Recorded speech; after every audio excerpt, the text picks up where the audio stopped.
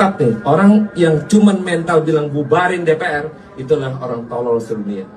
Bubarin DPR ini kadang-kadang nih ya, masyarakat boleh kritik, boleh komplain, boleh caci maki, nggak apa-apa kita terima.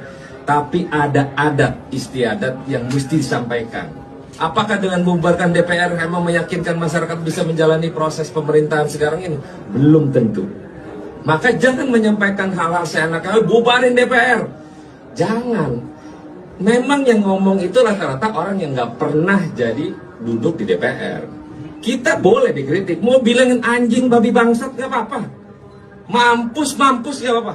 Tapi ingat bahwa kita selaku wakil rakyat juga punya kerja-kerja, punya empati.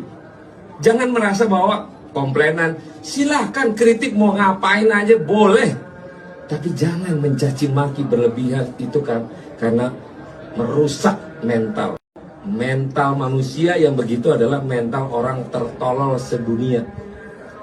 Catat nih, orang yang cuman mental bilang bubarin DPR, itulah orang tolol sedunia. Kenapa? Kita ini emang orang pintar semua? Enggak, bodoh semua kita. Tapi ada tata cara kelola bagaimana menyampaikan kritik yang harus dievaluasi oleh kita. Kita memang belum tentu benar, belum tentu hebat, enggak.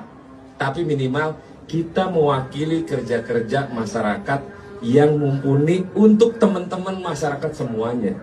Jangan dikit-dikit DPR ngomongin masalah ini dihujat, nggak apa-apa. Mau hujat sampai mampus juga nggak apa-apa. Masih berdiri DPR-nya sampai kapanpun tidak akan berubah, sama aja. Terima kasih ya. Coba bayangin rakyat yang gajinya UMR masih harus bangun subuh, desak-desakan di KRL, atau pulang larut malam ya karena demi bertahan hidup. Tapi anggota DPR kayak Nafa Urbach malah menganggap wajar tunjakan rumah 50 juta per bulan hanya karena alasan macet di Bintaro. Ya, pertanyaannya macet itu kan bukan cuma dirasain anggota dewan, tapi kita semua juga ngalamin setiap hari. Bedanya rakyat biasa nggak dapat tunjangan rumah doang, bahkan harus mikirin kontrakan murah supaya bisa tetap kerja di daerah Jakarta sekitarnya. Jadi wajar kan kalau pernyataan Nafa Urbach ini bikin netizen ngamuk teman-teman, karena terdengar ya jauh dari realita rakyat kebanyakan. Padahal kalau bener-bener mau cari solusi dari macet dan tempat tinggal ya gampang pak, gunakan transportasi umum seperti komuter lain yang setiap hari dipakai jutaan rakyat.